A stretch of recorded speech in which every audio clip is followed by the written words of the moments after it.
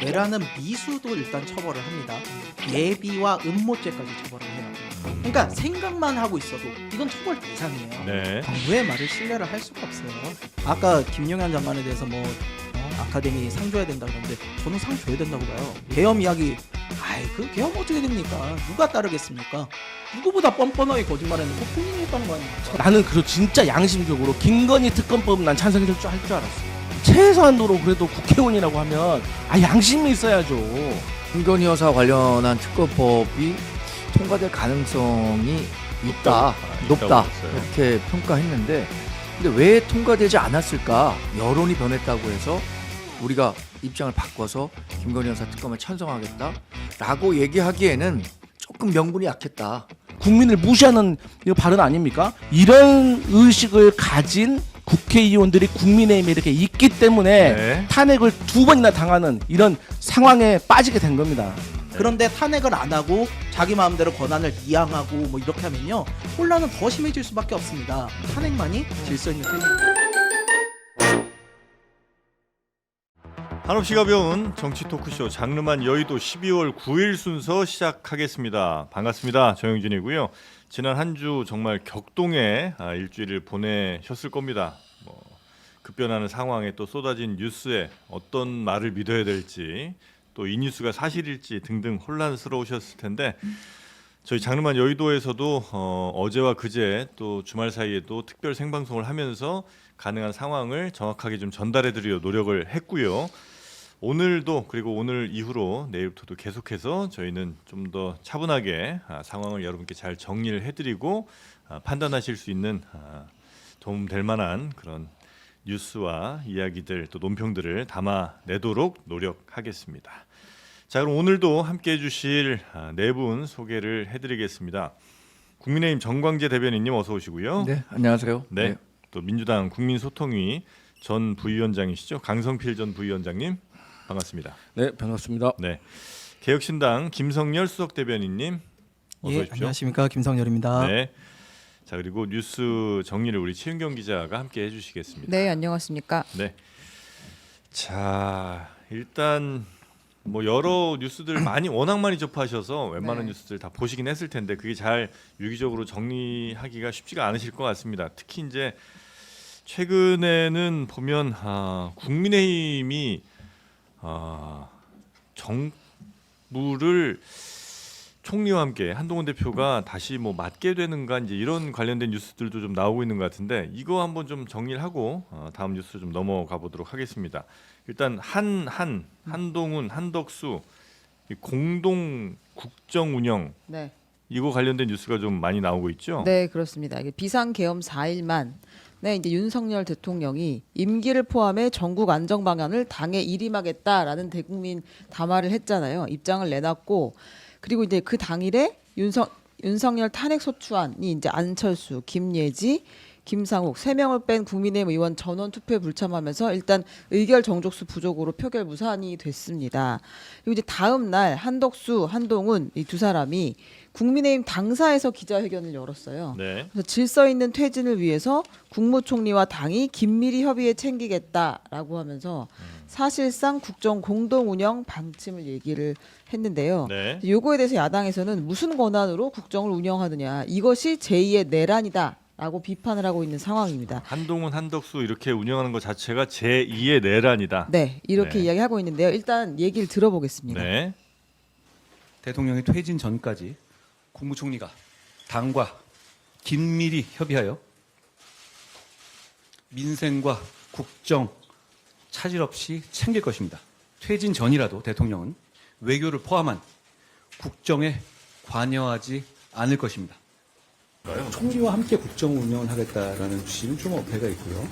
비상 시국에 있어서 당이 조금 더 적극적이고 세심하게 총리와 협의하겠다라는 의미로 보시면 됩니다. 오늘 대통령이 유고되지도 않은 상태에서 잠시 이선 후퇴를 시키고 대통령의 권한을 국무총리와 여당의 대표가 나눠서 같이 행사하겠다는 이런 회계망측한 이런 공식 발표를 어떻게 할 수가 있습니까?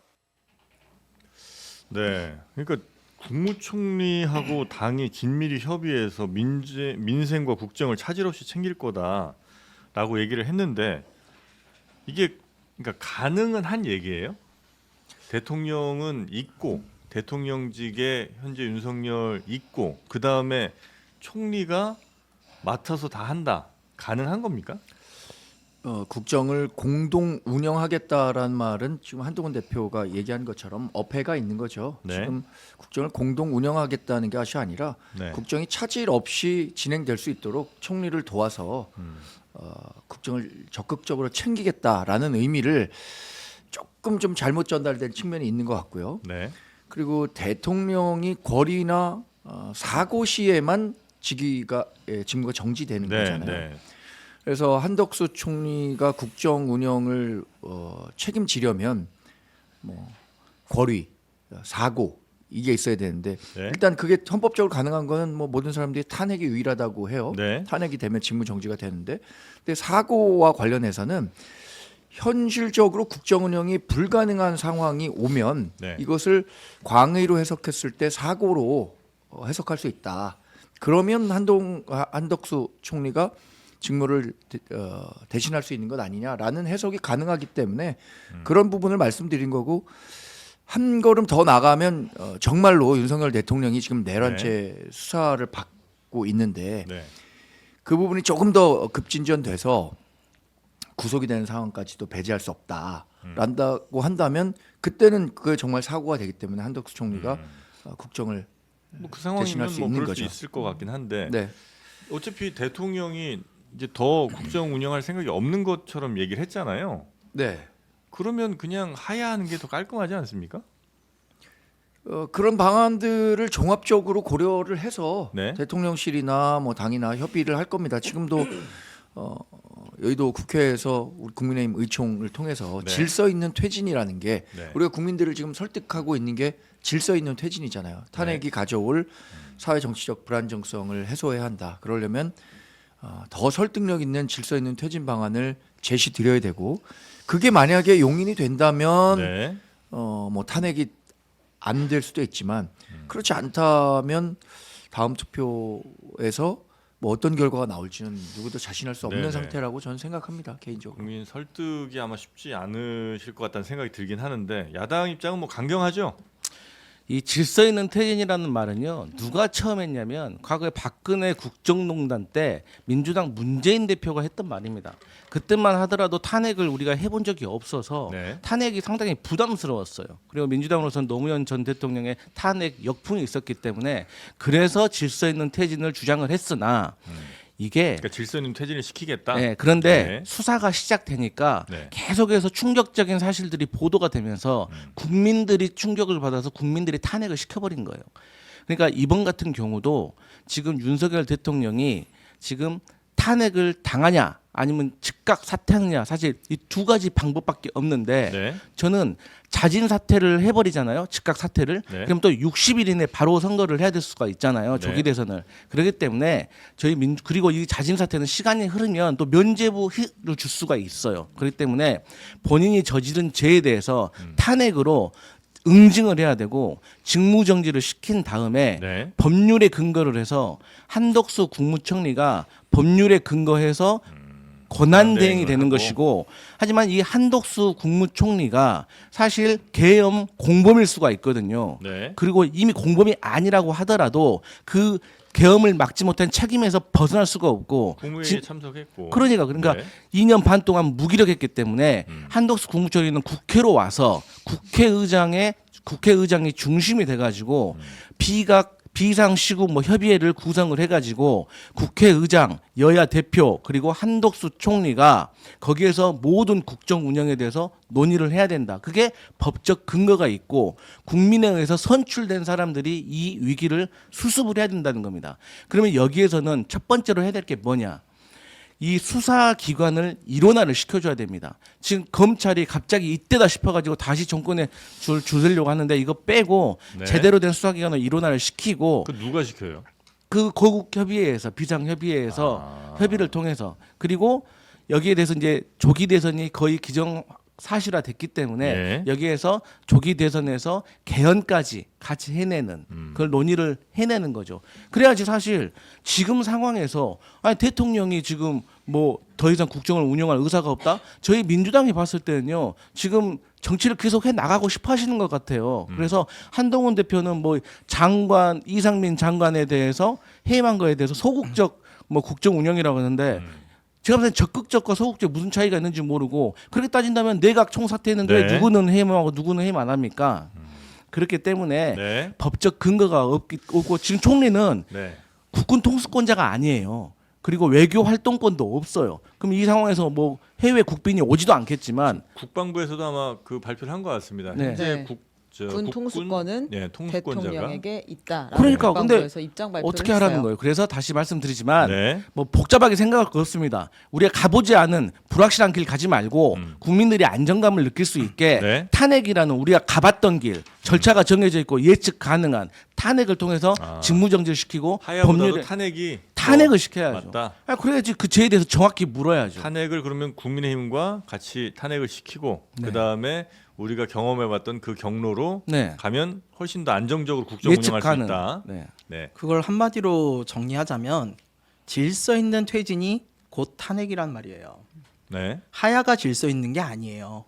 왜냐하면 하야는 하게 되면 지금 말씀하셨듯이 당장 한동훈 대표하고 한덕수 총리하고 나와가지고 국정운영 우리가 이끌어가겠다 이렇게 얘기했을 때 네. 누가 그 권한이 있느냐부터 해서 여러 가지를 따질 수밖에 없어요. 왜? 법에 규정이 없어요. 법에 규정이 없다 보니까 질서를 잡힐 수가 없어요. 그에 반해서 탄핵은 뭐냐?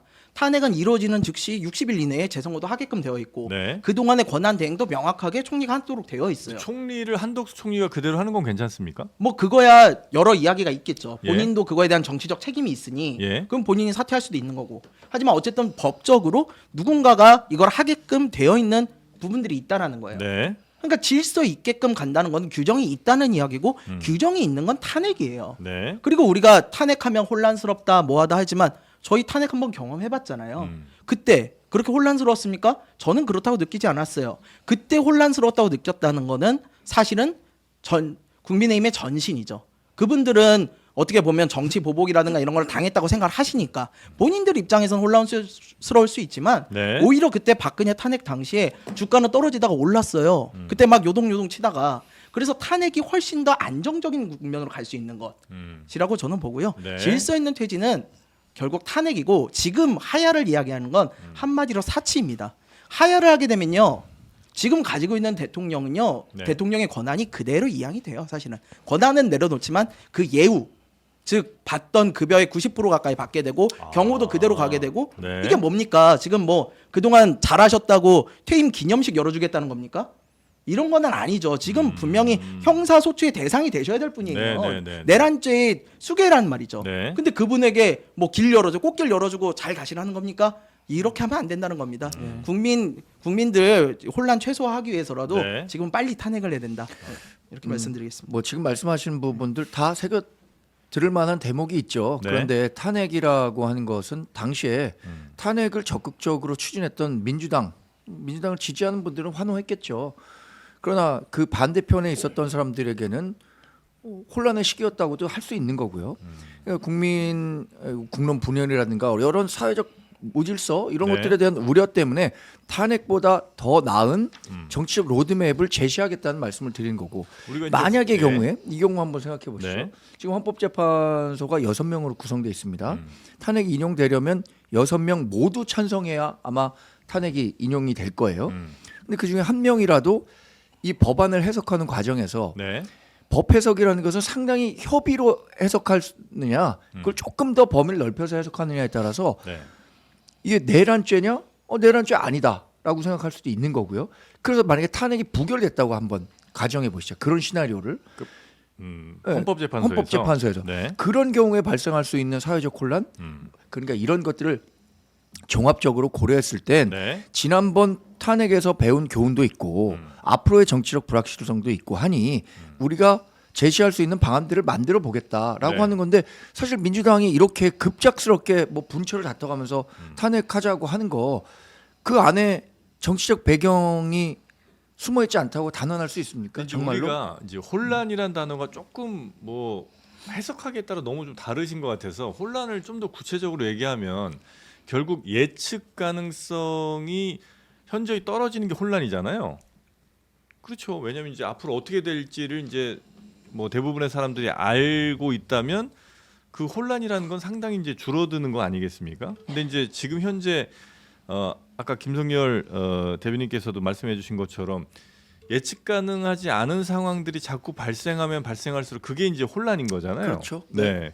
그렇게 본다면 어쩌면 그런 그 탄핵 절차를 이렇게 밟아보는 거는 충분히 예측 가능한 부분이긴 하잖아요. 물론 이제 하야를 통해서 앞으로 어떻게 하겠다는 걸 얘기해주고 그대로 이제 이행한다면 그거 역시도 뭐 예측 가능성을 좀 높이는 걸 수는 있겠습니다만 한번 가봤던 길 가자. 그게 더 안정적이지 않겠느냐는 얘기는 혹시 어떻게 생각하십니까? 아니, 그러니까 말씀드렸잖아요. 탄핵이라는 과정이 그렇게 순조롭게 갈 수 있느냐? 네. 그 과정에서의 갈등 아니면 탄핵 헌법재판소에서 지금 6명이 사실 의결을 할 수 있느냐 없느냐에 대해서도 논의가 있어요.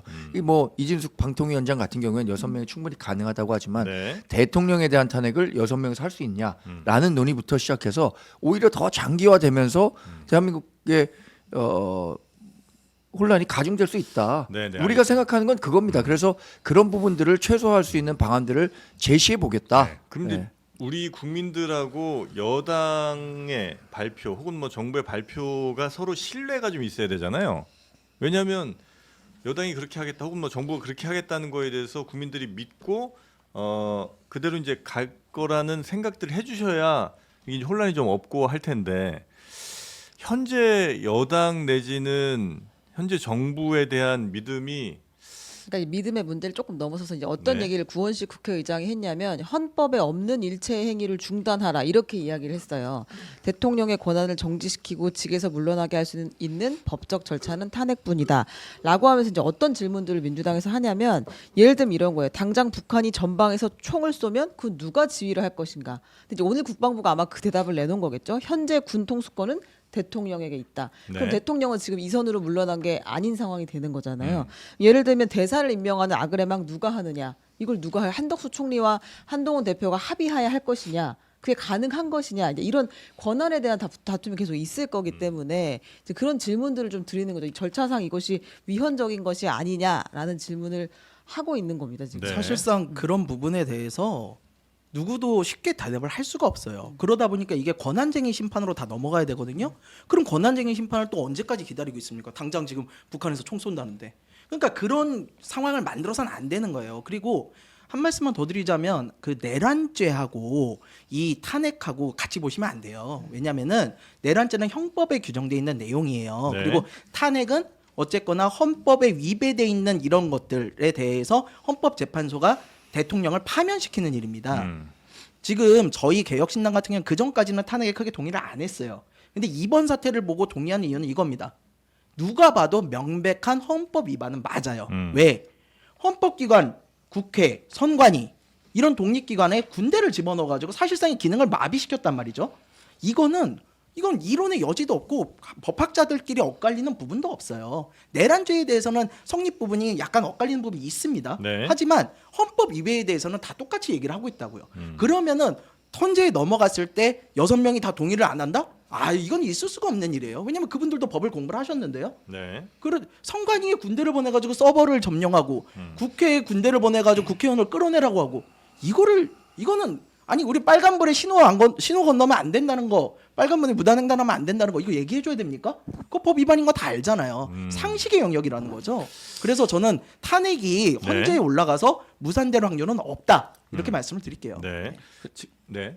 그러니까 이제 국민의힘에서는 자꾸 탄핵을 시키면은 무질서해지고 혼란스러워진다 이렇게 주장을 하시거든요. 네. 그런데 상당수의 많은 국민들은 국민의힘의 그런 주장에 대해서 어떻게 생각하냐면 탄핵을 하게 되면 결국 국민의힘에서도 친한계 의원들이 탄핵에 찬성을 하게 될 것이고 그러면은 보수 정치가 자중 질환에 빠질 것이고 또 한동훈 개들은 쉽게 말해서 배신자론에 빠질 것이고 그런 것을 염려해서 사실 탄핵만은 피하고 자진 사퇴를 기다리고 있는 건데 사실 무질서하고 혼란하다는 것은 앞으로 계속해서 쏟아질 윤석열 대통령의 어떤 내란죄와 국정농단에 대한 충격적인 뉴스일 겁니다.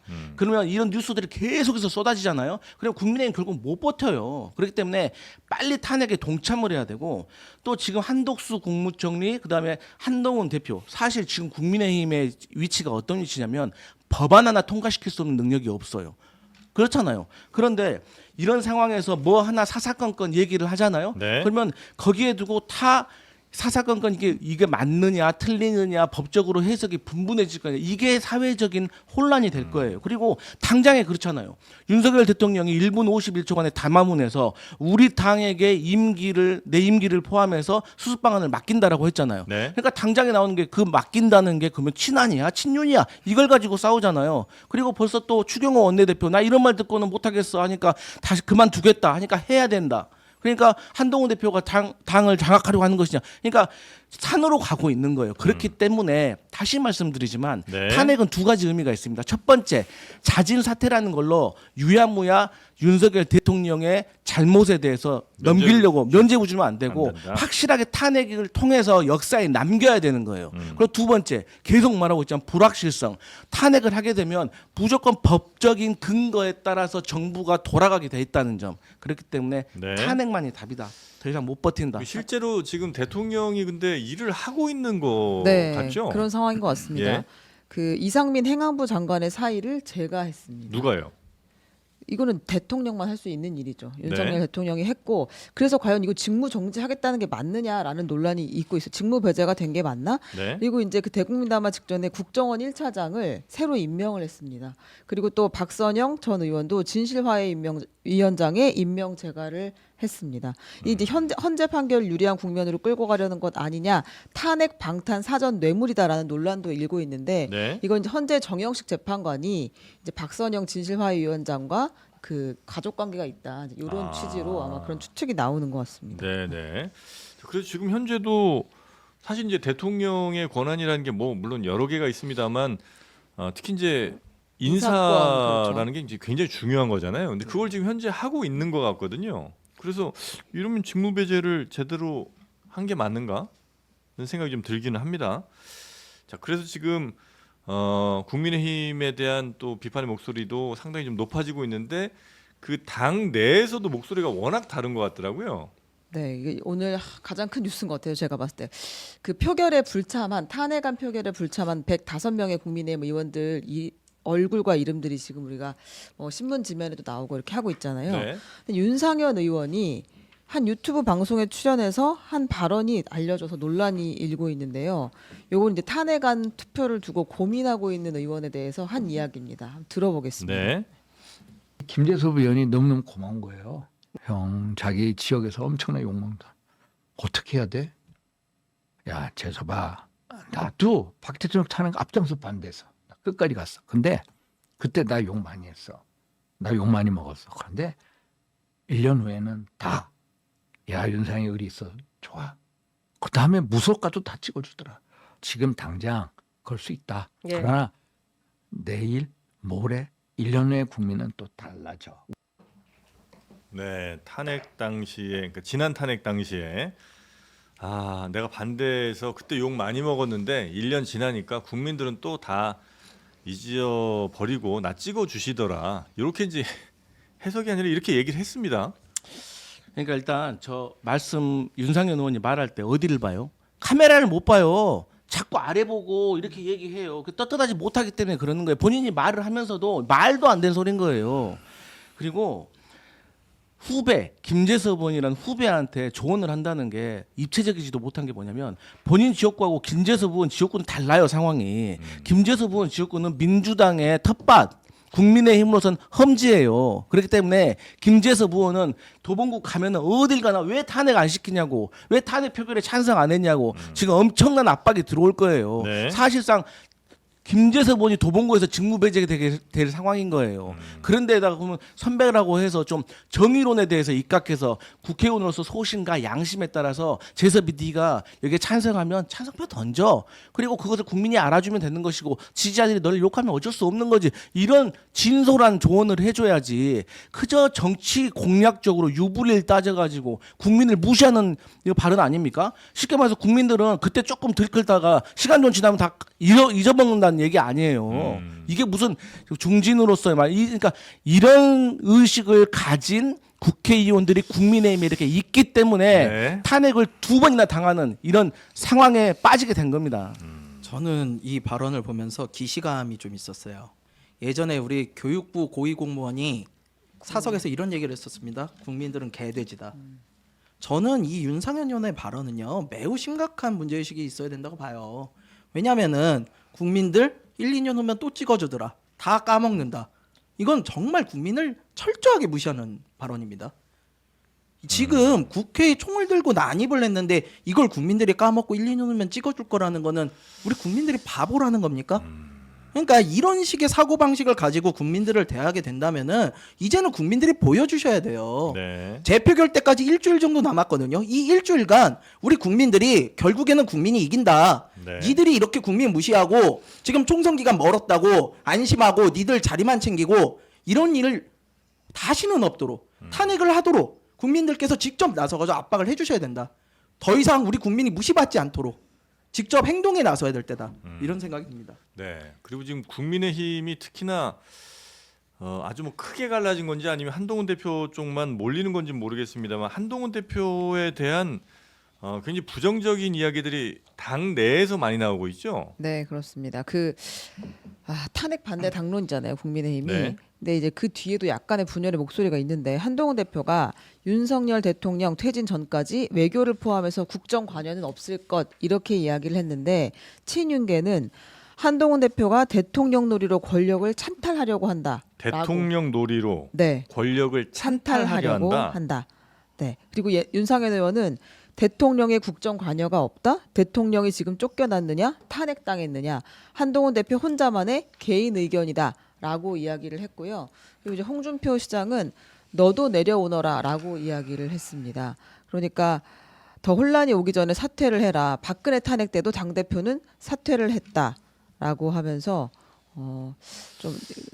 아니 근데 지금 반응을 국민의힘이 보였습니다. 이렇게 싸울 때가 아니지 국민의힘 않습니까? 얘기를 하니까 사실 너무 정말 한가한 얘기고 예. 이런 그 갈등 양상으로 국민께 비춰지는 것 자체에 대해서 정말 송구하게 생각합니다.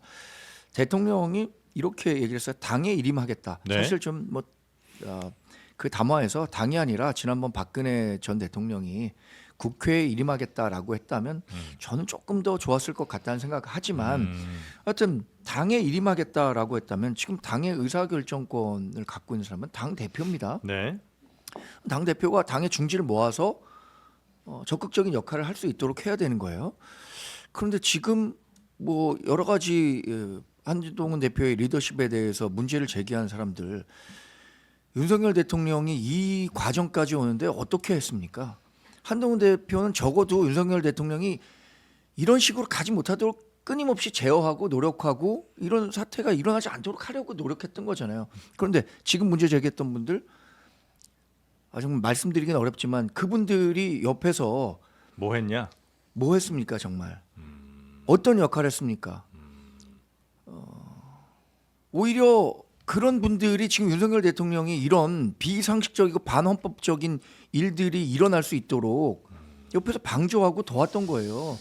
그러니까 이런 분들일수록 스스로 자중하고 네. 더 쇄신하고 국민들 신뢰를 회복할 수 있는 방안들을 제시해야 하는데 그런 방안들을 제시하려고 하는 당 지도부에 대해서 뒷다리 잡는 식으로 한다는 것은 근데 이제 대단히 네네. 이제 부적절한 일이라고 생각하고 한동훈 대표도 어쨌든 그래도 이제 국민적인 뭐 일정 부분 이상의 지지를 또 받아야 본인의 힘이 좀 생길 텐데 이번 비상계엄 사태 때 너무 혹은 뭐 이전부터 뭐 특검 관련해서도 너무 국민들이 볼 때는 좀 오락가락하는 듯한 그런 이제 행보를 좀 보여주면서 오히려 국민적인 지지를 받을 기회를 여러 차례 좀 놓친 거 아닌가 하는 그런 아쉬움 얘기하는 분들 좀 있거든요. 그게 그 지금 대통령이 있는 여당의 당 대표로서 할 수 있는 최선의 과정들을 가고 있다고 생각합니다. 저도 뭐 정치를 하면서 하루하루 뭐 의사결정을 하는 과정이 있는데 그게 뒤돌아보면 그때 이렇게 했었어야 하는데라는 후회 없을 수가 없죠. 네. 그런데 그 당장의 의사결정에서는 내가 가는 길이 최선이라고 생각하고 숙고의 숙고 끝에 그런 결정들을 내리는 거고 지금 당대표도 그런 상황이라고 봅니다. 그런 정치적 결정에 대해서 결국에는 유권자와 국민들로부터 정치적 판단을 받는 것이고 그래서 지금의 위기를 한동훈 대표가 어떤 식으로든 이 정도면 한동훈 대표가 최선을 다해서 잘 극복하고 있구나 네. 라고 생각한다면 흔히 말하는 별의 순간이 올 수도 있는 거고 그렇지 못하면 뭐 많은 별이 명멸했던 것처럼 사라져갈 수도 있는 별의 거죠. 순간까지는 뭐 전혀 아니 그러니까 예. 그런 상황이 있을 수도 있고 그렇지 못할 수도 있다는 그게 전 거죠. 제일 궁금한 대목이 이제 한동훈 대표가 3일에는 위헌적인 비상계엄이다라고 했다가 5일에는 탄핵이 통과되지 않도록 노력하겠다. 6일에는 대통령의 조속한 직무집행 정지가 필요하다. 그다음에 이제 대통령 만난 뒤에는 당과 정부가 책임지고 전국 운영을 하겠다. 이렇게 왔다 갔다 했는데요. 그중에 제일 저는 궁금했던 게 위헌적인 비상계엄이다. 계엄 직후에 얘기한 다음에 바로 다음에 탄핵이 통과되지 않도록 노력하겠다. 이렇게 바뀐 게 제일 궁금해요. 나머지는 뭐 그럴 만한 이유가 있었다고 변명을 할 수 있을 것 같은데 왜 위헌적 비상계엄에서 갑자기 탄핵이 통과되지 않겠다고 노력하겠다고 했을까? 근데 일단 네. 저는 그렇게 갈짓자 행보를 하는 것 자체가 정치인으로서 너무 자격이 없다고 생각을 해요. 여당의 대표는요 말에 무게감이 있어야 돼요. 아까 말씀하셨지만 우리 정 대변인께서 말씀 주셨지만 그 여당 대표로서 굉장히 고심을 해야 되고 숙고를 한 끝에 한마디 한마디를 굉장히 소중하게 꺼내야 된다고요. 차라리 이렇게 아침 다르고 저녁 다르고 그 다음날 다를 거면은 말을 아끼시는 게 나아요. 근데 위헌이라서 위헌이다 딱 얘기했으면 위헌이면은 탄핵밖에는 답이 없어요. 근데 그 다음날 탄핵 안 하겠다. 그 다음날 아침에는 또 직무정지하겠다. 근데 직무정지한다면서도 기자들이 따라붙어서 그럼 탄핵 찬성하시는 겁니까? 했더니 끝까지 탄핵이라는 단어는 또 안 쓰셨어요. 그러니까 이게 왔다 갔다 하죠. 또 대표적인 친한계 의원이라고 불리는 몇몇 분들이 의총장에서 또 탄핵은 절대 안 된다라고 말씀을 하셨대요. 그럼 도대체 한동훈 대표는 국민들을 향해서 거짓말을 하고 있는 건가? 아니면 능력이 없어서 자기가 이렇게 끌고 가고 싶은데도 못하고 있는 건가? 국민들은 이거에 대해서 헷갈릴 수밖에 없거든요. 그러니까 저는 여당 대표로서 좀 더 책임감을 가지고 하셔야 되고 또 지금은 한 대표께서 굉장히 오해를 받으실 거예요. 전 오해라고 표현을 해드릴게요. 뭐냐면은 대통령 권한이라는 게요. 이게 무슨 이어달리기 바통 넘겨주듯이 우리 편에게 넘겨줄 수 있는 게 아니에요. 누구 마음대로 넘겨줍니까? 근데 그거를 넘겨주겠다고 하니까 옳다코니 하고 다음날 한덕수 국무총리하고 둘이 회담을 하시고 발표를 하셨어요. 근데 그 와중에 핵심이 돼야 되는 조기 퇴진에 대해서는 구체적인 언급도 없으셨어요. 그럼 이건 뭡니까? 권력이 나한테 넘어오니까 견물생심이라고 이제 눈앞에 있다 보니까 내가 좀 해보겠다라는 욕심이 드신 거라는 오해를 살 수 있다. 이런 네. 부분에 대한 정리가 필요해요. 넘어오지도 않았잖아요. 근데 저는 예. 그 오해라는 표현보다 한동훈의 착각이라는 표현이 저는 더 적절하다고 생각해요. 사실 지도자는요 자질입니다. 이게 왜 자질이냐? 지도자가 하는 일은요 어떤 사안에 대해서 고민을 하고 고민 끝에 선택을 하고 선택을 했으면 결정을 해야 됩니다. 네. 결정을 하면 그대로 가는 거예요. 근데 이런 것은요 사실 검사니까 더 잘했을 거 아니에요. 지금까지 벌어진 상황을 두고 거기에 대해서 판단을 하는 거잖아요. 그러니까 쉽게 말해서 지금까지 벌어진 상황만 두고 보더라도 윤석열 대통령은 탄핵 당해야 되는 거예요. 그런데 갑자기 미래에 대한 추측, 장밋빛 전망이 보이는 거예요. 그게 뭐냐? 말씀하신 것처럼 대통령 만나고 대통령의 짧은 담화문을 들어보니까 이 권력이 지금 일순간에 내 손에 올 것 같은 착각이 드는 거예요.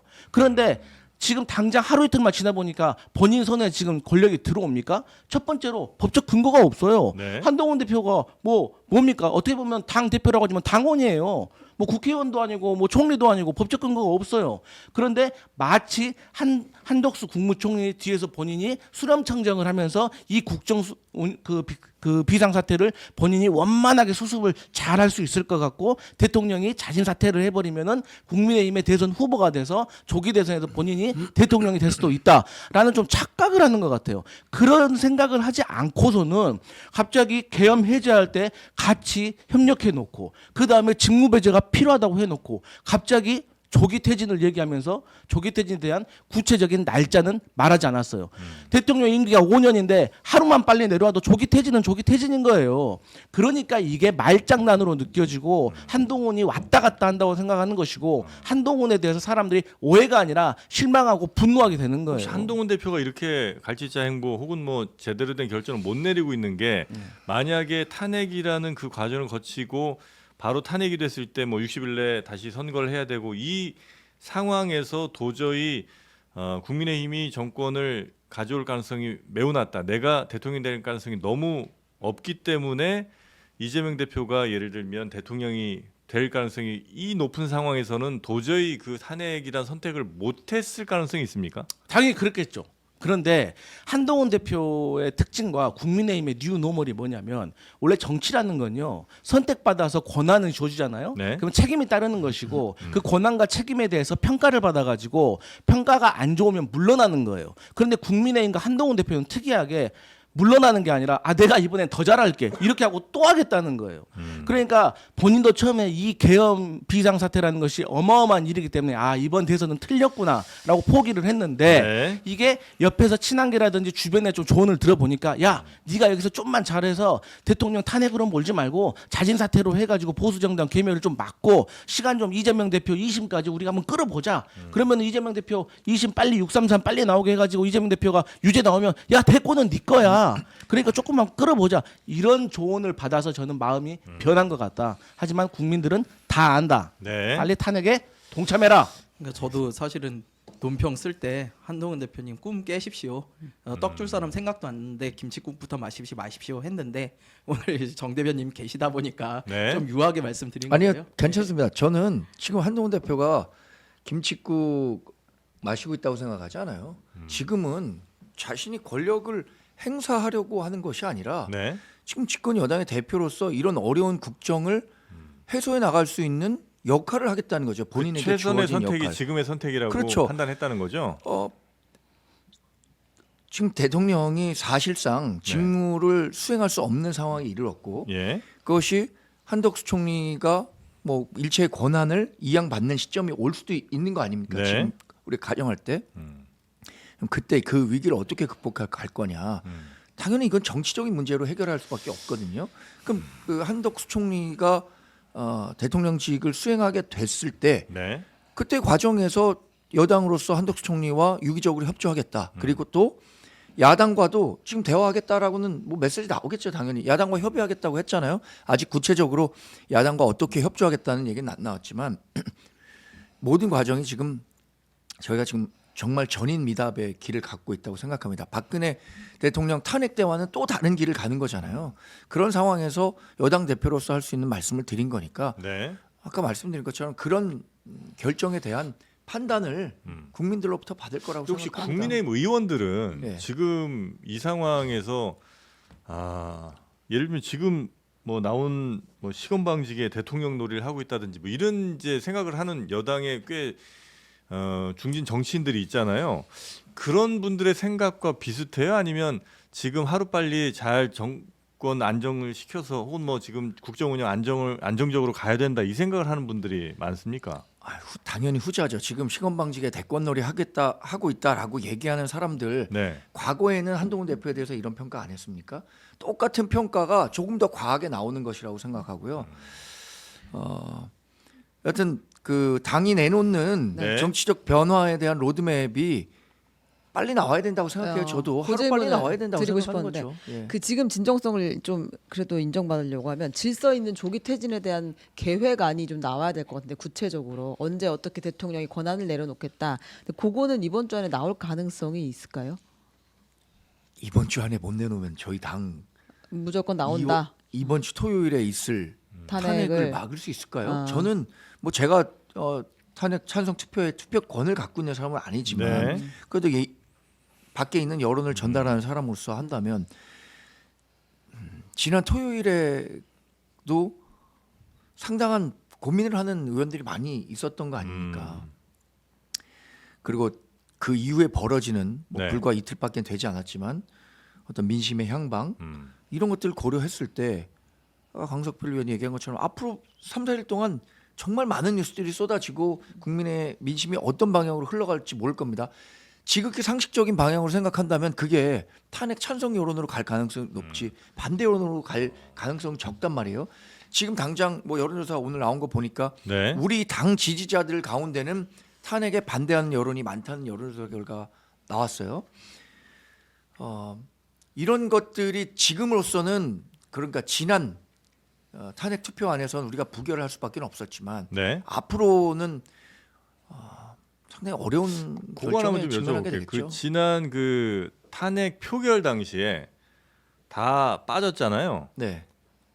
의총 하셨죠? 아니 그건 의총은 아닙니다. 의총은 왜냐하면 아니에요? 의총을 한다 그러면 그게 국회법상 알겠습니다. 뭐 하여튼 본회의가 모여 열릴 때, 계셨죠? 네네 모여 예. 있었습니다. 거기서 그러면 상당수 의원들은 역시 지금 이제 탄핵하는 게 맞다라든지 아니면 이 정권 이렇게는 안 된다, 윤석열 대통령 내려와야 된다 이런 이야기를 하는 의원들이 꽤 많이 있었습니까? 아니요 그렇지 않았습니다. 그게 외부에도 알려졌잖아요. 거기 탄핵에 네. 부결하겠다라는 것은 개별 의지였고 투표에 참여하지 않는다는 것도 국회의원 한 분 한 분의 의견이었다. 그리고 그럼 뭐가 바뀔 수 아니 있다? 실제로 예. 세 명은 네. 가서 투표를 했잖아요. 했죠. 나머지 분들은 예. 내가 투표에 참여하지 않는 방식으로 나의 정치적 의사를 표현한다라고 네. 한 거고 마치 뭐 그때 당시엔 뭐 물리력을 동원해서 국회의원이 투표에 뭐 그건 아니라고 이제 하는 해명을 것을 하셨으니까. 그렇죠. 네, 네. 그러니까 근데, 예. 당시 내에 있던 적어도 지난 토요일에 그 탄핵 표결까지는 탄핵은 막아야 한다. 그러니까 고민이 굉장히 많다 의원들이 네, 라고 말씀을 해주시니까 그렇게 고민이 많을 정도라면 지난 그 의원들 모여 있을 때도 이건 좀 아니지 않나요? 내지는 이건 완벽 누가 보더라도 위헌적인 상황인 건데 이걸 우리가 그대로 둘 수 있습니까? 뭐 이런 정도의 경론이 오가거나 서로 그런 문제 제기가 크게 있었던 것은 아니라는 거죠. 근데 네. 물리적 감금은 아니지만 심리적 감금을 한 거예요. 그렇게 그렇게 탄핵 반대하는 의원들의 마음이 그렇게 일치 단결이 돼 있었다면 네. 뭐가 두려워서 투표장에 나오지 않았습니까? 투표장 나가서 자유투표해. 그게 오히려 언론이 했던 야당에게 우리는 탄핵에 일치 단결해서 반대합니다. 라는 것을 증명하는 거고 또 그 사이에 왜 우리가 그러면 탄핵에 반대하는지에 대해서도 얘기를 해줘야 되고 특히나 한동훈 대표 같은 경우는 이 정치인이 뭔가를 주장을 할 때는 진정성을 의심받잖아요. 그러면 그게 말이 통하지가 않습니다. 그럼 제가 생각했을 때 한동훈 대표가 진정성을 인정받으려면 지금 대통령 놀이 안 한다. 그리고 야당의 공격처럼 지금 다음 대권을 꿈꾸지 않는다라고 본인이 증명하려면 저 이번 상황을 수습하고 저는 정치권을 떠나겠습니다. 그러니까 지금 제가 하고 있는 행동에 대해서 좀 믿어주십시오. 저는 탄핵보다는 이 조기 퇴진이 이게 저는 더 방법이라고 생각해서 이러고 있습니다. 좀 믿어주십시오. 라는 정도가 돼야 되는데 이 사람은 모든 걸 다 가지려고 그래요. 그러니까 다시 말씀드리지만 그렇기 때문에 그 속내가 뻔히 보이는 거고 신뢰를 그 가질 수가 없다. 신뢰를 못 가져요. 그러니까 네. 당장에 국민의힘 내부에서조차 한동훈 대표를 인정을 안 하는 거 아닙니까? 그리고 네. 한 말씀만 드릴게요. 네. 자유 의지에 의한 투표였다라는 거는 너무 죄송하지만 말이 안 되는 거짓말이에요. 왜냐하면 당론을 정하셨잖아요. 당론을 정했는데 어떻게 자유 의지예요? 그리고 여러분들 기억하실지 모르겠지만 그날 김건희 특검법 표결하고요. 본회의장에 늦게까지 남아 계셨던 분들이 좀 있어요. 네. 저는 그분들을 되게 유심히 봤어요. 중진 의원들 뭐 이런 분들이 좀 그렇죠. 많이 남아 있었죠. 권성동, 네. 윤상현, 뭐 주호영 이런 분들이 계시더라고요. 네.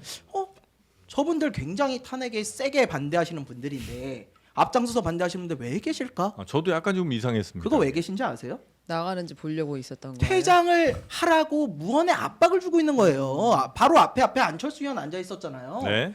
그분들에게 누가 재장하라고 이러고 있나 이러고 보고 계시는 거예요.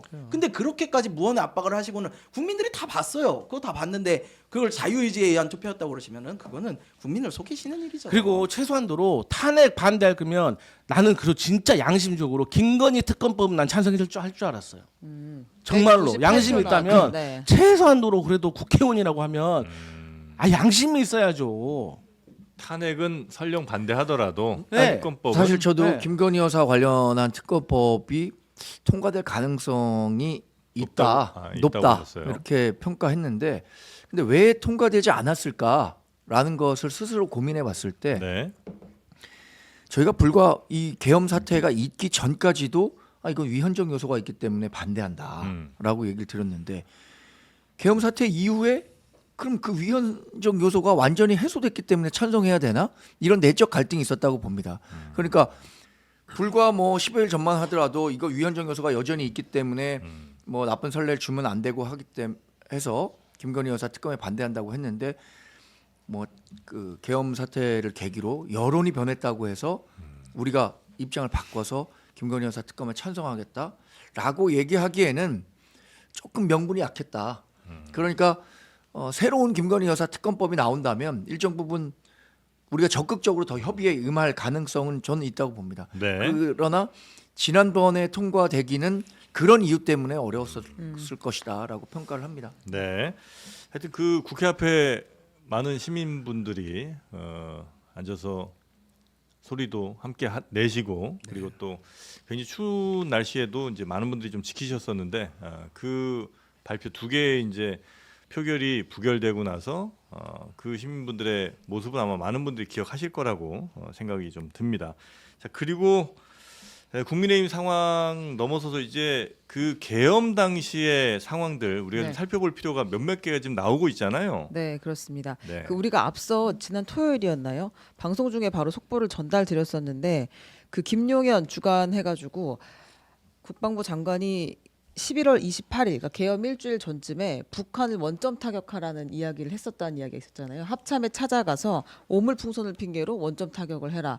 라는 사실상 국지전 도발 지시가 있었다. 네. 합참에서 그걸 거부했다라는 이야기가 있었고, 이번에 또 뭐가 나왔냐면 방첩사령부 등 군 내부에서 비상계엄이 은밀하게 준비되어 온 정황이 있다.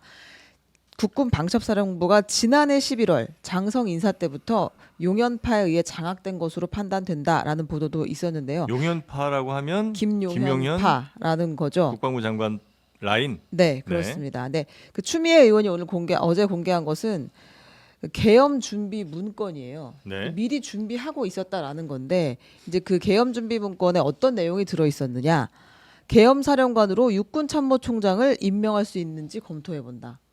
실제로 육군 참모총장을 임명했죠. 됐죠. 네, 그리고 이제 그 계엄사 포고령 예시로 1980년 5월 계엄군 포고령도 실려 있습니다. 그 정치활동 금지, 언론 사정 검열 같은 것들이 있는 네. 1980년 5월 당시에 포고령도 여기 참고 문건으로 실려 있다라는 것이고, 그리고 2017년 조현천 기무사령관 밑에서 계엄 문건을 작성했던 인물이 이번에도 개입된 정황이 확인이 됐다라는 거고, 평양 무인기 그 기획에 관련된 또 다른 인물도 계엄 문건 작성에 관여한 정황이 있다. 이런 네. 것도 지금 밝혀지고 있습니다. 그러니까 계엄 상황이라는 게 느닷없이 갑자기 뭔가 위기의식 혹은 뭐 뭔가 좀 문제가 있어서 갑자기 한 것이 아니고 이전부터 차근차근 준비를 해왔고, 여기에는 김용현 국방장관의 라인들이 주도적으로 이 문건 등을 작성했다, 작성하고 있었다. 네, 검토하고 작성했다. 네. 이렇게 되면 그 계획 계엄인 거잖아요. 지금 사실 생각해 보면요, 제 개인적인 추측이긴 합니다만, 우리가 북한에서 어떠한 도발이 있다고 그래서 평양까지 무인기를 보내고 그런 적이 없었어요. 이거를 북한의 입장에서 생각해 보세요. 북한의 입장에서는 이거는 정면 도발이에요. 정면 도발. 독재자들이 제일 무서워하는 게 자신에 대한 암살이거든요. 암살이라기보다는 어쨌든 체포하고 뭐 이런 것들. 그런데 평양까지 만약에 우리 군이 무인기를 보냈다. 그럼 북한은 원래 이거에 대해서 굉장히 세게 반응을 해야 됐어요. 그러면 이게 지금 와서 생각해 보면 뭐냐? 북한을 살살 긁는 정도가 아니라 진짜 도발을 시켜서 북한이 우리를 공격하게끔 하고, 그럼 그 상황에 맞춰서 계엄을 하려고 그랬던 게 아닌가. 근데 북한이 반응이 없으니 이번에는 야, 그럼 우리가 오물풍선을 핑계로 먼저 원점이라도 타격을 해라. 그러고 나서 반응 오면 그때 계엄하자. 이렇게 철저한 계획화된 시나리오 속에서 벌어진 일들이 아닌가. 물론 제 추측입니다만 지금 저는 이게 합리적인 가능성이 있다고 봐요. 그래서 이 상황에서 만약에 우리 군이 이 부당한 명령들에 그냥 복종을 했다면 네. 어떤 일이 어떻게 벌어졌을지 전 생각만 해도 끔찍합니다. 물론 아직은 가정입니다만 북한이 도발해줄 때까지 계속 이런저런 도발들을 우리가 먼저 했었다는 거죠. 네, 그렇습니다. 그렇게 한 적이 없어요. 저희가. 그렇게 해서 북한이 도발을 하게 되면 그때는 이제 국지전 비슷하게 가게 되면 비상계엄 선언하는 게 전혀 이상한 일이 아니게 되니까. 그럴 가능성도 있다. 그러니까 이 말이 이런 말이 친구 잘 사귀어야 된다고 네. 윤석열 대통령이 김용현 전 국방부 장관 같은 사람하고 가까이 지내니까 이런 일이 일어난 거예요. 그러니까 먼저 우리는 김민석, 김병주, 박선원 의원한테 저는 개인적으로 미안한 마음으로 이 방송을 시작을 하겠습니다. 네. 아니 그분들이 계엄에 대해서 예측을 했을 때 우리 뭐라고 했습니까? 국민의힘 뭐라고 했습니까? 말도 안 된다고 했잖아요. 근데 이분들이 다 나름대로 근거를 예측을 했던 겁니다. 보세요. 젤렌스키나 네타냐후 같은 사람들 지지율 떨어지고 정권 교체될 것 같으니까 전쟁 일으킨 거예요. 비상계엄하고. 마찬가지로 윤석열 대통령도 지지율 떨어지고 이 상황을 타개하기 위해서 온갖 방법을 생각한 끝에 이런 어떤 생각을 하게 된 건데 네. 보면은 보세요. 지금 방첩사령관 그다음에 그 소영기 소장이라고 이 기획관리실장 김철진 이런 분들이 방첩사령부의 세 개의 핵심 보직을 가지신 분인데 이 방첩사령관의 역사에서 한 번에 이 세 개 보직이 한 번에 외부 인사로 채워진 적이 없답니다. 그러니까 방첩사령부일수록 한 세력에 의해서 이게 점령당하는 것을 방지하려고 했던 시스템이었던 거죠. 그리고 여인영, 곽종궁, 이진우, 방첩특전 수방사령관 이 세 명을 장군 사령관으로 동시에 임명을 한 거예요. 근데 그때 당시에 우리가 방첩사령부에 대해서는 제대로 주목을 하지 못했던 거죠. 그러니까 김용현 전 국방부 장관은 윤석열 대통령하고 비상계엄을 꾸미기 위해서 이런 것들 철저하게 준비를 해왔던 것이고 네. 절차에 따르면 원래 비상계엄을 하기 전에 국방부에서 비상대책위원회를 개최를 해야 됩니다. 그래서 그 비상대책위원회에서 계엄의 요건이 성립하는지를 검토를 하고 만약에 계엄의 요건이 성립한다 그러면 국방부 기획관리관이 담화문과 포고명을 작성을 하게 되어 있습니다. 그럼 그 작성한 문건을 국무총리에게 보고를 하고 국무총리가 이 회의에서 여기에 대해서 심의를 하고 대통령과 비상계엄을 할 것인지 논의하게 돼 있는데 이것들을 정상적인 법률에 정해져 있는 이 절차들을 생략을 해버리고 그냥 방책사령부를 통해 가지고 본인의 그 용연파 충암고 후배들하고 이 일을 벌인 것 아니겠습니까? 이게 지금 다 이제 사실로 드러나고 있어요. 그러니까 이보다 더 충격적인 사실들은 앞으로 계속 쏟아질 겁니다. 네. 이게 감당이 될까 모르겠어요. 근데 지금 뭐 얘기했었던 네. 평양 무인기 침투 네. 뭐 오물풍선에 대한 원점 타격 이것은 지금 뭐 계엄이 실제로 현실화된 이후에 이게 내용이 되니까 그럴 수 있겠구나라고 생각할 수 있는 것 같아요. 근데 저는 적어도 평양 무인기 침투가 국방부에서 했었던 것 아니면 김용현 전 국방부 장관이 인지한 상태에서 했다고는 전혀 생각하지 못하는 게 그때 당시에 북한 무인기가 갔다라는 소식 전해졌을 때 아마 생중계로 보셨을 거예요. 김용현 국방장관이 평양에 무인기가 갔다는 사실, 제가 아는 바가 없고 굉장히 당황한 뭐 그렇게 얘기했었죠. 모습 예. 보였었는데 그 찰나의 과정에서 설마 그런 정도 아카데미 나무주연상 정도의 표정 연기가 나왔을 거라 생각하지 않기 때문에 뭐 무인기 뭐 오물풍선이니까 논의가 됐다니까 그렇다고 할 수 있지만 그것이 다 뭐 계엄을 위한 빌드업 과정이었다 이렇게 보긴 어렵다고 생각합니다. 그리고 말씀하셨지만 저도 계엄이 만약에 명분 없이 내려진다면 네. 저도 광화문 광장 가서 제가 계엄 해제하라고 얘기하겠다고 말씀드렸어요. 실제 전 우리 18명의 국회의원 우리 국민의 소속 네. 가서 계엄 해제하라고 투표했잖아요. 나머지 의원들 계엄 해제 투표에 찬성했더라면 더 좋았겠죠. 근데 그때 당시에 저도 당사에 있었지만 1시까지 이동하기가 쉽지 않았을 것이다. 뭐 이런 생각은 저는 현장에 있었던 사람으로 생각합니다. 1시까지 이동하기 쉽지 않았을 거라는 건 어떤 의미죠? 왜냐하면 1시 전까지는 대략 뭐 한 30명 정도의 의원들이 있었고 네. 아직 도착하지 못한 의원들이 1시 넘어서 한 30명이 당사로 왔고 근데 그때 당시에는 차량 통제가 다 돼 있었고요.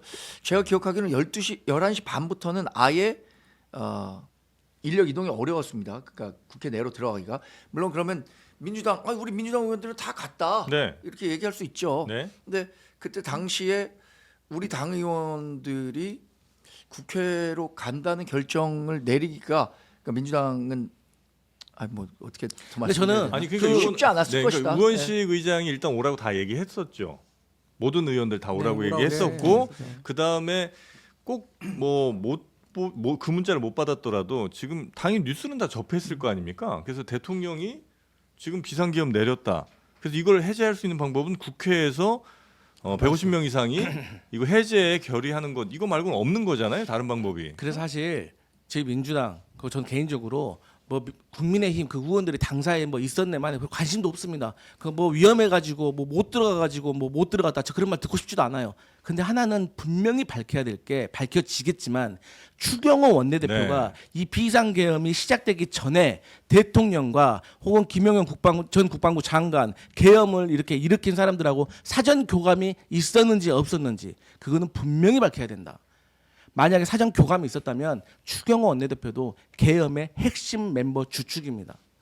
만약에 계엄에 사전 교감이 없는 상태에서 정말 위험하니까 당사에 우리 일단 있읍시다라고 해서 해당 그 국민의힘 의원들을 국회로 안 보냈다고 하면 그냥 무능력하다라고 저희가 판단할 수 있겠지만 사전 교감이 있었다면 그건 범죄 행위다. 이 부분은 분명히 해야 된다. 이 말씀 드리겠습니다. 네. 네, 제가 하나만 전달을 드릴게요. 그 오늘 국방부 정례 브리핑이 있었어요. 그래서 그 관련한 질문들이 있었는데요. 합참에서 이제 원점을 타격하라는 지시를 받은 적이 없다라는 게 지금의 공식 입장입니다. 합참 의장이 이를 거부한 적도 없다라고 지금 얘기를 하고 있고요. 국지전을 유도하기 위한 원점 타격 지시는 없었고 다양한 작전 상황에 대해서 수시로 토의 중이다라는 게 이제 정리한 합참의 입장이에요. 무인기 관련해서 질문이 계속 나왔는데 상황이 달라져서 궁금하시겠으나 군이 지켜야 할 부분과 작전 기밀 이 부분은 지켜야 한다. 현재까지는 이전 입장을 유지하고 있다라고 했거든요. 이 말은 무인기에 관해서도 뭐 우리가 국방부에서 미리 보낸 적은 없다라는 취지의 주장을 하는 건데 다만 확실하게 부인하지도 않는 입장으로 약간 바뀌기는 했습니다. 지금. 그러니까 원점 타격에 대해서는 근데 그게 정리된 입장이 그거 아니에요? 그러니까 김용현 장관은 하자고 했고 근데 네. 합참의장은 이거는 우리 일반적인 군 대응 아니다라고 얘기를 했는데 이거에 대해서 강력하게 권유 혹은 뭐 명령 비슷하게 내린 거를 거부한 건지 아니면 서로 그냥 아이디어도 아닙니다만 하여튼 그런 생각 교환 정도만 서로 있었던 건지 의견 교환 정도만 있었던 건지 요 차이지 그 얘기가 아예 안 나왔던 건 아닌 거죠? 근데 여기서는 그냥 다양한 작전 상황에 대해서 우리가 항상 논의를 하고 있다라고 지금 정리를 한 것 같아요. 네. 그러니까 지금 저 정부의 말을 신뢰를 할 수가 없어요. 아까 정 대변인께서는 그러니까 그 뭐 신뢰가 참 없는 것 같아요. 이미 현재는. 콩으로 매주를 쓴다고 해도 믿을 수가 없어요. 왜냐면요. 아까 김용현 장관에 대해서 뭐 아카데미 상 줘야 된다 그러는데 저는 상 줘야 된다고 봐요. 왜냐면요. 인사청문회 때 기억들 하실 거예요. 김용현 장관 뭐라고 그랬습니까? 계엄 이야기.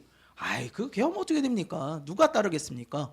누구보다 뻔뻔하게 거짓말해놓고 본인이 했다는 거 아닙니까? 저라도 안 하겠습니다. 그때. 맞아요. 저 그 얘기했었죠. 다들 제가 제일 먼저 기억하시잖아요. 판단을 그렇게 했다. 거짓말한 사람의 말을 어떻게 믿겠습니까? 그리고 저는 지금 국방부가 저렇게 하고 있는 거요. 저희 여지를 남겨두고 있다고 봐요. 그냥 안 하면 안 했으면 안 했다 하면 그만이거든요. 근데 자기들도 이게 곧 터질 거라는 거 보거든요. 저는 검찰과 경찰이 지금 경주마 수사를 하고 있다고 봐요. 내란죄에 대해서 네. 어쨌든 윤석열 대통령을 타겟으로 자기들 조직이 살기 위해서 빨리빨리 수사를 할 거고 나중에 드러나면요 이분들 다 거짓말한 거 그때 와서 얘기할 거예요. 그래서 요 상황은 제가 지금 굳이 말씀 안 드려도 네. 시간 지나면 다 진실이 나올 거다 이렇게 말씀드릴게요. 그러니까 그 수사가 지금 이제 뭐 네. 아까 경주마처럼 얘기를 해주셨는데 실제로 검찰, 경찰, 그다음에 공수처 그렇죠. 네. 지금 수사에 굉장히 의욕을 많이 보여주고 있는 것 같습니다. 네. 맞나요? 검찰 특수부는 이제 김용현 전 장관을 긴급 체포했다. 네. 그리고 윤석열 피의자 전환한다라고 윤석열 발표를 대통령을 피의자로 전환했다. 네, 라고 윤석열을. 발표를 했고요. 네. 그다음에 경찰에서는 내란죄는 경찰 수사 관할이다. 그래서 특수본을 구성해가지고 여기도 김용현 공관, 집무실 압수수색을 나서서 휴대폰, 노트북 등을 지금 확보한 상태라고 하고 있고요. 경찰은 내란죄는 우리 경찰 소속이다. 우리가 실제로 뭐 수사해야 경찰 수사 된다. 관할이죠 내란이. 네. 그리고 이제 공수처에서는 둘 다 할 수 없을 것 같으니까 그 수사가 중복되면 공수처에 이첩할 수 있다. 우리한테 가지고 와라. 지금 이런 상황입니다. 네. 근데 이제 그 수사가 얼마나 잘 이루어질지에 대한 이제 의심을 하는 분들께서는 또 검찰 같은 경우 완전히 현 정부 특히 이제 윤통에게 완전히 장악된 거 아니냐 이제 이런 의심들 또 경찰도 이상민 행안부 장관이 뭐 그만은 뒀습니다만 그래도 여전히 정부로부터 너무 좀 자유롭지 않은 거 아니냐는 얘기를 이제 하시는 분들도 있는 것 같고 그래서 이 수사에 대해서는 지금 속도라든지 아니면 의지 이런 것들은 어떻게 혹시 평가하십니까? 일단 먼저 검찰부터 얘기를 할게요. 네. 이 비상계엄이라는 희대의 사건이 일어난 거는 따지고 보면 김건희 여사 때문에 그런 거예요. 왜? 그럼 김건희 여사가 명품백 관련해 가지고 청탁을 한 사람이 있는데 청탁 너 안 한 거야라고 무혐의 처리 내렸잖아요 검찰이. 네. 그리고 주가 조작 관련해 가지고 불기소 처분했잖아요. 그러니까 여기서부터 시작된 겁니다. 그러니까 여론 안 좋아지니까 비상계엄까지 간 건데. 그래서 이제 검찰 같은 경우는 요 검경 수사권 관련해 가지고 수사하기 전에 그 비상계엄 왜 했다고 혹시 생각하세요? 정표님 지금 정말 일주일째 사실 물어보고 있는 거예요. 관심법 왜 속에 했나 관심법. 도대체. 저는 정말 개인적으로 예. 이 명태균 씨 관련된 황금폰 예. 이런 그거? 것들이 결국에는 오픈이 되면 그게 그 안에서 오픈되는- 너무 충격적인 사건 이제 사실들이 다 드러나가지고 예. 결국에는 탄핵에 이를 거라고 생각을 해서 선제 공격을 했다고 아, 생각합니다. 그것이 네. 비상계엄의 원인일 네. 것이다. 그래서 자, 검찰은 검찰 수사. 결론은 네. 검경 수사권 관련해가 이미 다 알고 있습니다. 이 내란죄 수사할 수가 없어요. 그래서 이분들 검찰은 아마도 직권남용으로 이제 접근을 해가지고 별건으로 이어질 수도 있는 건데 그렇게 되면 본질이 축소될 수가 있습니다. 그리고 벌써부터 이 박세현 특수본 그 법무장 이분이 뭐 한동훈 대표하고 고등학교 동문, 서울대 법대 동문 2살 차이 있잖아요. 그러니까 이런 것 자체도 사실 아무것도 아닐 수가 있지만 국민들은 이런 거 하나도 이제 다 의심스러운 거예요. 그러니까 네. 다시 말하지만 정치인이 됐든 수사기관이 됐든 정당성과 신뢰가 제1의 어떤 조건인데 신뢰를 잃어버렸어요 검찰이. 누가 수사해야 됩니까 그러면? 그래서 저희는 사실 특검을 발의하는 게 제일 좋은데. 특검? 근데 네. 시간이 걸리니까 네네. 일단은 경찰의 특수본에 국가수사본부에서 예. 이걸 일임하고 그다음에 행안부 장관 탄핵, 예. 그다음에 조지호 경찰청장 탄핵 해가지고 음. 이분들이 외부의 윗선의 압력을 받지 않도록 네. 가이드라인을 쳐놓고 네. 이 수사 그 기관을 이 경찰 국가수사본부로 일원화해야 된다. 아. 그래서 군 검찰도 여기로 들어와야 된다. 아, 어쨌든 군에도 수사할 것이 네, 굉장히 많으니까 사령관들에 대한 군 검찰도 네. 국가 수사기관 안으로 들어와야 되고 네. 검찰도 역시 마찬가지 맞습니다. 국가 수사기관 안으로 지원만 해야 들어오도 되고. 네. 국가 수사기관은 이건 경찰 내에 있어야 되고 맞습니다. 조지호 경찰청장은 네. 탄핵돼야 되고 그렇죠. 압력을 줄 수 부당한 있기 압력을 때문에, 줄 수 있으니까. 예, 탄핵 제가 소추해 가지고 네. 직무 배제시킬 겁니다. 네. 그래서 이 정도가 돼야 되지 않나. 요 정도라면 어떻게 여당에서도 지금 사실 뭐 윤석열 대통령은 현재 권력으로서의 의미가 없습니다. 네. 수사를 담당하는 모든 기관이 윤석열 대통령을 봐줘야겠다. 아예 권력의 눈치를 봐서 이거 더 수사하기 어렵다라고 판단하는 사람은 네. 아무도 없을 거라고 생각이 들고요. 결국에는 과거처럼 합동수사본부가 발족이 돼야겠죠. 검찰, 경찰 이런 통합해서 네. 그때 박근혜 대통령도 한 120여 명 정도 되는 규모의 합동수사본부가 만들어졌었고 그걸 바탕으로 해서 이제 특검이 생겼을 때는 특검으로 모든 자료를 이관했었던 걸로 알고 있는데 지금 현재로서 생각할 수 있는 뭐 가장 큰 대안은 합동수사본부겠죠. 거기에서 검찰도 뭐 네. 한 달이면 이 사건 결론을 낼 수 있다라고 컨트롤 했는데 타워는 누가 되는 거예요? 합동수사본부는? 지금 대통령은 뭐 사실상 직무 정지 상태고 네. 만약에 이게 사고 시가 발생할 수 있다 그랬잖아요. 대통령이 예, 예, 구속되는 예, 사안까지 그렇게 되면 자연스레 한덕수 총리가 맡게 되는 거죠. 총리도 근데 그러니까 제가 말씀드린 예. 게 민주당 주장이 이거예요. 한덕수 총리도 지금 계엄의 공범이 될 수 있다니까요. 그리고 국무회의를 하고 있는 국무위원들도 일종의 공범이 될 수 있기 때문에 뉴스 터지면 그때부터 그 사람들 신뢰 잃어서 아무것도 할 수가 없어요. 그렇기 때문에 탄핵을 시켜야 된다는 거예요. 네. 탄핵을 시켜서 직무정지 시키고 한덕수 국무총리가 일단 권한 대행한 다음에 국회에서 차라리 중립적인 거국 총리를 차라리 세워가지고 네. 그 분이 수사기관도 이렇게 논란이 있으면 야 검찰 빠져, 야 경찰 너희가 책임지고 해, 군 검찰 우리가 지원해 줄게 이렇게 하고 야 개헌 국회에서 지금까지 논의한 거 가져와봐 원투 그래서 그 개헌에 대한 국민투표도 우리가 조기 대선 할 때 같이 한다라고 하고 그 뭐 앞으로 뭐 해외에서 정상이 오면 만나고 이런 것들을 해야 되는데 한덕수 국무총리조차도 지금 이 계엄이라는 이 희대의 사건에서 자유롭지 자유로울 수가 못하다. 없어요. 네. 네. 그러니까 모든 것이 지금 굉장히 복잡하게들 생각하시는데 간단합니다. 탄핵만 하면 돼요. 대통령 탄핵이 이루어지는 순간 우리가 말려도 검찰, 경찰 뭐 나서가지고 샅샅이 털 겁니다. 정말로. 그래서 그 부분에 대한 수사에 대한 부분은 사실 크게 걱정할 필요가 없어요. 그냥 대통령이 탄핵이 되고 이것이 국민의 뜻이다라는 걸 보여주는 순간 누구보다 열심히 할 거거든요. 그래서 일단 대통령 탄핵을 하고 그 다음에 네. 권한 대행인 한덕수 총리에 대해서도 아까 말씀하신 것처럼 내란 공모 혐의가 있기 때문에 그 부분에 대해서도 제척을 하고 그 다음에 여야가 같이 얘기를 해서 어떻게 보면 당으로 따지면 비대위원장이죠. 비대위원장 같은 부분을 놔서 권한 대행을 통해서 다음 대선이 이루어질 때까지 좀 안정적으로 국정을 운영할 수 있게끔만 하면 됩니다. 네. 이 모든 절차는요.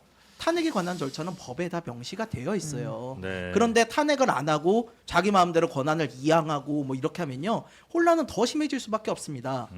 계속 말씀드리지만 탄핵만이 네. 질서 있는 퇴진이다. 말씀드리고 싶습니다. 근데 이제 민주당이 될 때까지 따박따박 탄핵을 매주 발의해서 토요일에 표결하겠다고 했잖아요. 네. 그럼 이제 국민의힘에서 조금 넘어올 만한 계기가 있을까요? 계속 한다고 하면? 지금으로서는 뭐 정부와 당이 로드맵을 만들어 보겠다고 한 거잖아요.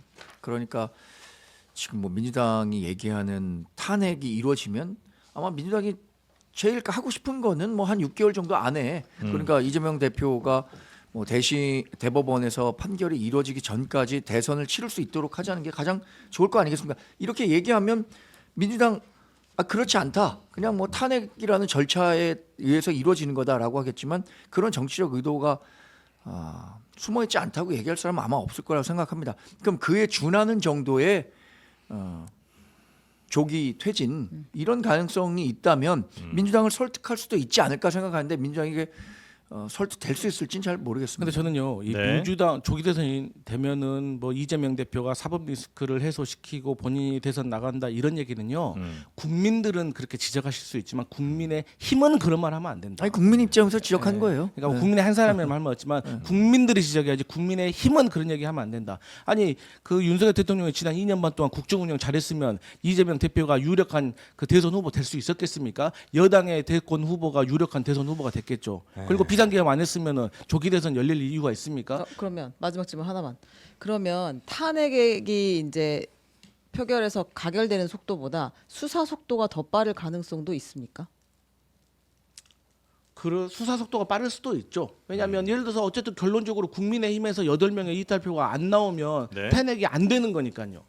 그러면은 하지만 수사 속도가 빠르면 빠를수록 결국에는 탄핵에 탄핵으로? 찬성할 수밖에 없다.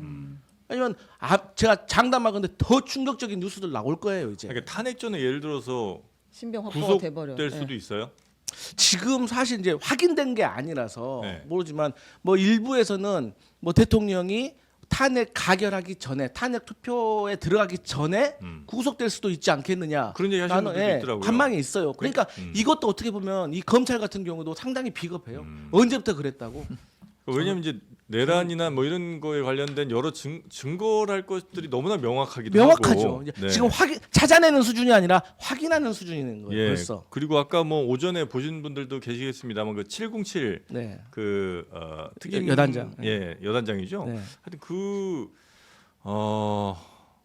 대령인가 하여튼 뭐 계급을 제가 잘 네. 확인을 못했습니다만 아침에 약간 좀 울먹이면서 인터뷰하는 걸 보니까 자신은 김용현 국방부 장관에게 자신을 포함한 자신의 부대원들이 다 속았다 네. 이렇게 얘기를 좀 하더라고요. 이걸요 쉽게 말해서 네. 공직선거법하고 비교를 해보면 됩니다. 공직선거법도 단체장이 있고 그 아래 스태프들이 있잖아요. 네. 그럼 그 스태프들도 직급이라는 게 다 있어요. 그러니까 쉽게 말해서 고위직이 있고 하위직이 있고, 그러니까 하위직들조차도 이것은 본인이 속았다고 하더라도 아니, 전혀 인지를 못했으면 죄가 되지 않겠죠. 네. 하지만 알고 있었다고 하면 이것은 그래도 아주 경미한 처벌이라도 하위직도 받게 됩니다. 그럴 수 있을 것 네. 같아요. 예. 그러니까 그리고 고위직은 그 고위직의 책임에 따라서 이제 그 처벌을 받게 되는 것이고 다시 말씀드리지만 몰랐다면은 상관이 없지만 알았다고 하면은 그래도 경미한 처벌이라도 받게 될 것이다. 그 인터뷰 내용 중에 어떤 게 있었냐면 그 특전사령관한테 계속 전화가 왔다는 거 1, 2분 간격으로. 네. 그러면서 이건 이제 그 인터뷰니까 그 사람의 주장이지만 네. 현재로서는 굉장히 신빙성이 좀 있는 주장인 것 같습니다. 그래서 계속 전화가 오는데 150명 넘으면 안 된다.